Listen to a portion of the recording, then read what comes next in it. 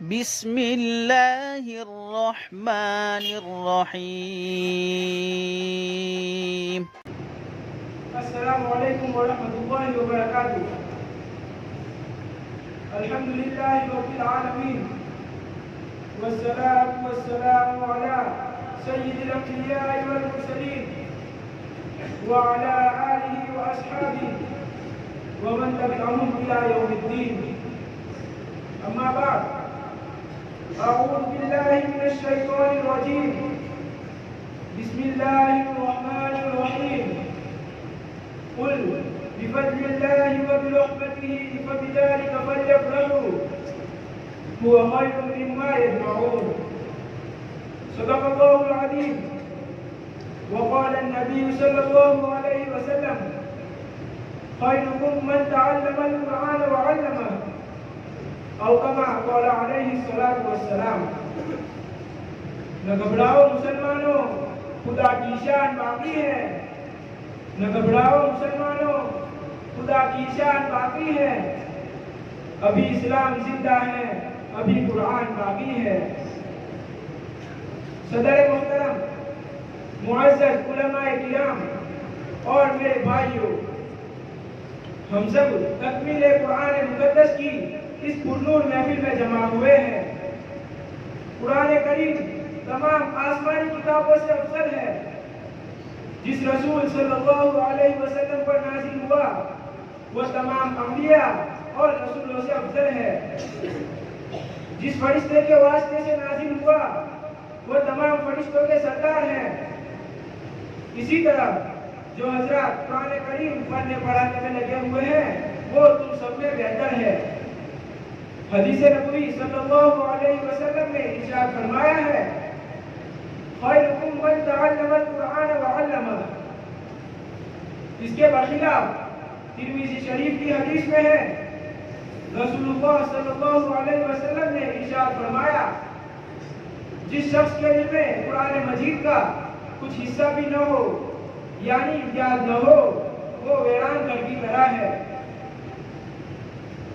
محترم حضرات، امت مسلمہ پر اللہ رب العزت کا کرم اور احسان ہے کہ اس نے امت مسلمہ کو تا قیام قیامت صراط مستقیم پر باقی رکھنے کے لیے قرآن کریم کی حفاظت اپنے ذمہ لے لی ہے۔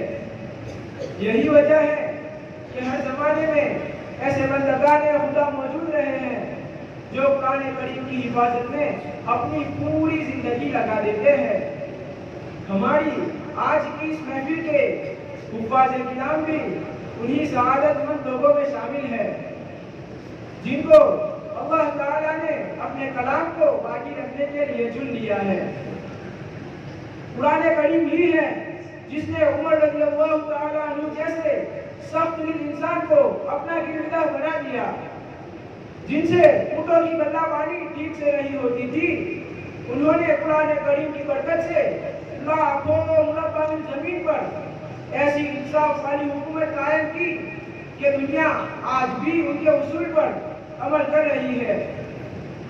ایک صرف حضرت عمر رضی اللہ تعالیٰ عنہ ہی نہیں بلکہ ہر صحابی روشن ستارے کے مانند ہو گئے۔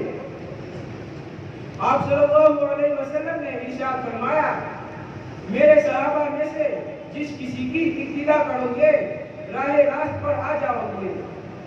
قرآن کریم نے ان کی ذاتی زندگی سے لے کر معاشرہ کو بھی پاکیزہ بنا دیا تھا۔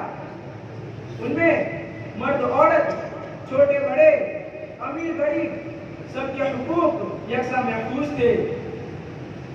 آج ہماری زندگی بچپن سے لے کر جوانی تک، جوانی سے لے کر بڑھاپے سے موت تک رات دن اسی علم کی حصول کی نظر ہو جاتی ہے جس کا آخری منتہا دنیا ہے۔ جس کا اثر یہ ہے کہ مسلمان ماں باپ کا بچہ گود سے ہی انگریزی زبان کے لفظ اس طرح سیکھتا ہے جس طرح ماضی میں کلمہ طیبہ اور قرآن کریم کی آیتیں سیکھا کرتا تھا۔ جب بچے کی نشو و نمائی ایسی ہو تو کیا گلا شکوہ کہ بچہ بڑا ہو کر ماں باپ کا نافرمان ہوتا ہے۔ طفل سے وہ آئے کیا ماں باپ کے اطوار کی طفل سے وہ آئے یا ماں باپ کے اتوار کی، دور ڈبے کا اور تعلیم سرکار کی۔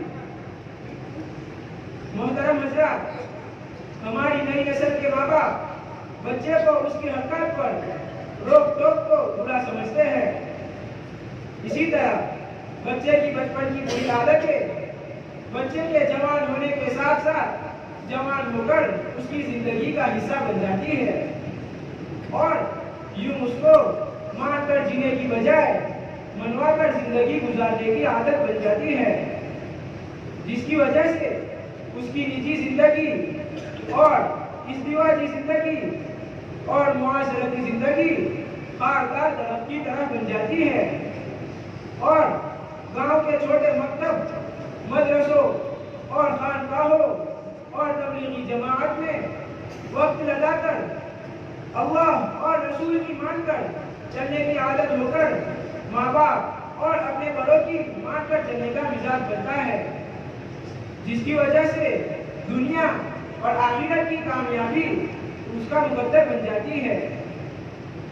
اسی لیے ہم تمام حضرات کی ذمہ داری ہے کہ ہمارے مسلمانوں کے گھرانے میں پیدا ہونے والا ہر بچہ مکتب اور مدرسوں سے جڑ کر اللہ اور رسول کا مطیع اور فرما بردار بنے۔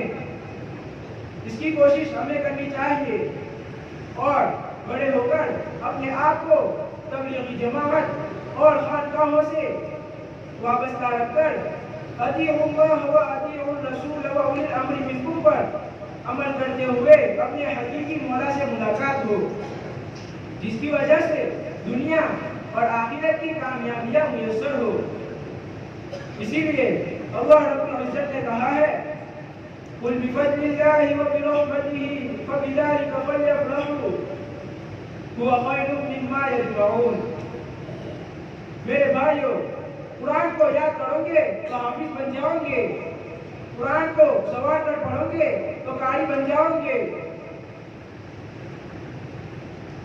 قرآن کو پڑھاؤ گے تو استاد بن جاؤ گے، قرآن کا ترجمہ کرو گے تو عالم بن جاؤ گے، قرآن کی تشریح کرو گے تو مفسر بن جاؤ گے، قرآن کی تقریر کرو گے تو مبلغ بن جاؤ گے، قرآن کے مطابق فیصلہ کرو گے تو قاضی بن جاؤ گے، اور قرآن پر عمل کرو گے تو اللہ کے ولی بن جاؤ گے۔ بزرگوں، دنیا میں ایجوکیشن کی دولت اور آخرت میں کام آنے والی دولت میں سے جس دولت کے ملنے سے خوش ہونا چاہیے وہ یہی قرآن مقدس کی دولت ہے، جس کے یاد کرنے اور عمل کرنے سے کل قیامت کے دن میدان حشر میں قرآن پڑھتا جا اور جنت کے درجے چڑھتا جا کا مزدہ ملے گا، اور اس قرآن مقدس کو یاد کرنے والے اور اس پر عمل کرنے والے کے والدین کو سورج سے زیادہ روشن تاج پہنایا جائے گا، اور اس عامل قرآن اور حافظ قرآن کے گھرانے کے 10 ایسے لوگ جو جہنم کے مستحق ہوں گے آزاد کرائے گا۔ اللہ تعالی ہم سب کو اس دین و علوم سے مالا مال فرمائے، آمین۔ وآخر دعوانا الحمدللہ رب العالمین۔